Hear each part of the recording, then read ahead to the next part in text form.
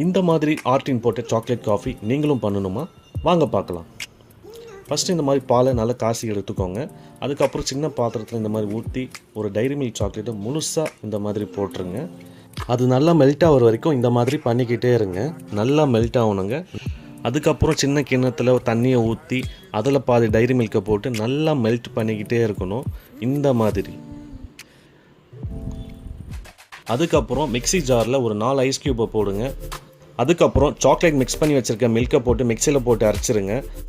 அதுக்கப்புறம் இந்த சாக்லேட்டை வச்சு உங்களுக்கு தெரிஞ்ச டிசைனை இந்த மாதிரி டெக்கரேஷன் பண்ணுங்கள். இதில் நான் பால் காசும் போதே இல்லை சுகர் ஆட் பண்ணி நான் மிக்ஸ் பண்ணியிருக்கேன். உங்களுக்கு தேவைன்னா இந்த மாதிரி பாதாம் முந்திரி போட்டு ஒரு டெக்கரேஷன் பண்ணி ஒரு ஆர்டினோ போடுங்க. அப்புறம் என்னங்க, இதை அப்படியே எடுத்து உங்கள் வாட்ஸ்அப் ஸ்டேட்டஸில் போடுங்க.